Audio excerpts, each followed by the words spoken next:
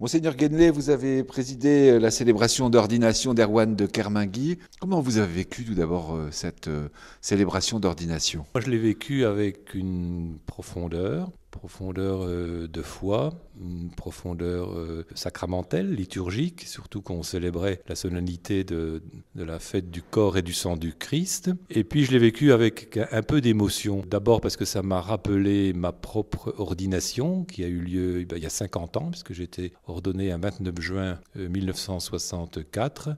Et je me suis senti très proche d'ailleurs de tous les prêtres qui étaient là et qui, à un moment donné, ont vécu aussi cette ordination. Donc il y a une certaine émotion, une certaine profondeur, et puis en même temps une grande joie qui est liée d'abord au don que nous fait Dieu d'Erwan comme ministre ordonné, prêtre, et puis une joie aussi qui est liée à la beauté de l'Église quand elle est rassemblée. J'ai toujours été frappé justement lors des grands événements diocésains par le rassemblement du peuple chrétien. Et c'est un peuple chrétien qui chante, c'est un peuple chrétien qui est attentif, il écoute la parole de Dieu, il écoute le méli, c'est un peuple de Dieu qui prie, la grande prière de la litanie des saints, de même que la prière consécratoire ne laisse indifférent personne. Et le peuple, il est là et il est partie prenante, il participe à la joie, il participe à l'action de grâce. Et je trouve qu'il y a là quelque chose de très beau qui dit ce qu'est l'Église, une communauté rassemblée et qui se met à l'écoute de la parole de Dieu, qui prie et qui vit la fraternité. Parce que je crois qu'en célébrant de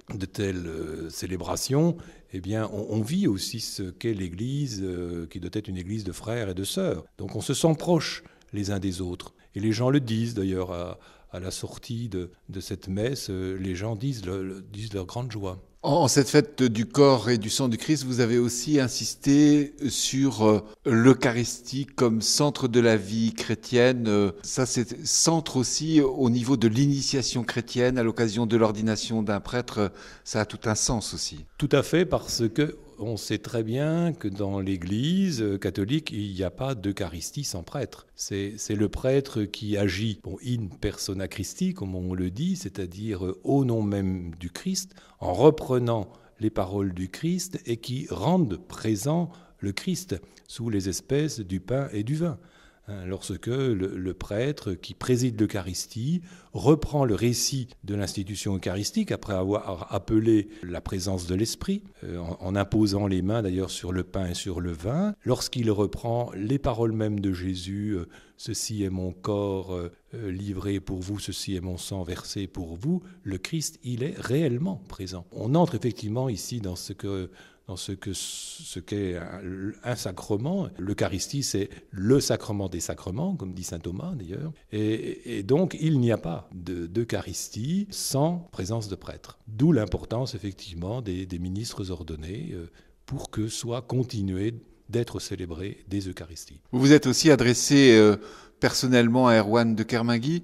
Si vous aviez à résumer un peu le message que vous avez voulu lui donner à l'occasion de son ordination. Le grand message, c'est qu'il faut être un pasteur à l'image et à la ressemblance du Christ qui est un pasteur. Et c'est-à-dire, c'est quelqu'un qui accompagne un peuple. Alors, comme l'a dit d'ailleurs le pape François, tantôt il est devant, tantôt il est à côté, tantôt il est derrière, mais il accompagne. Il accompagne un peuple. Il accompagne bien entendu ceux qui sont baptisés, qui font partie, je dirais, du peuple de Dieu dont il a la charge, mais il doit aussi aller à la rencontre. Et j'ai beaucoup insisté, je crois, pour dire qu'il doit aussi aller à la rencontre de tous. Bien sûr, il ne peut pas tout faire, mais il ne doit pas oublier cette dimension missionnaire de ceux qui sont au-delà de l'Église. Donc on a aussi une présence dans le monde, c'est une présence dans la société. Et le prêtre doit être cet homme qui va à la rencontre des hommes et des femmes avec lesquels il vit dans son époque. Il ne doit pas être replié dans sa sacristie, il ne doit pas être replié dans son bureau, devant son ordinateur, ou simplement avec un petit groupe privilégié qui va approfondir la Bible ou qui va faire une lectio divina. Ça, il peut le faire, mais en même temps, il doit toujours entendre la voix du Christ qui lui dit « allez dans le monde entier ». C'est-à-dire qu'il faut sortir de nos groupes pour aller à la rencontre des hommes de notre temps. Et la comparaison que vous avez prise en fin de célébration, un peu en lien avec la Coupe du Monde de football, allait un peu dans ce sens-là quand vous disiez ne pas être du côté des défenseurs, mais plutôt du côté de l'attaque. Est-ce que vous pouvez expliquer? Je pense qu'il faut, bon, c'est vrai que ceux qui font du foot savent qu'il faut aussi des défenseurs. Bon, donc, mais on voit bien que on gagne parce qu'on attaque et parce qu'on met des buts. Sinon, on ne gagne pas. Voilà, si on reste simplement en défense et qu'on ne marque pas de but, on ne gagne pas. Donc ça veut dire, effectivement, il faut que chaque baptisé soit un acteur dans ce match de l'annonce de l'Évangile. Voilà. Donc il faut probablement réveiller chez les baptisés, y compris chez les plus faibles, chez les plus timides, et puis aussi peut-être aussi ceux qui sont les personnes handicapées, les personnes malades, elles ont aussi leur place, je dirais, sur le terrain.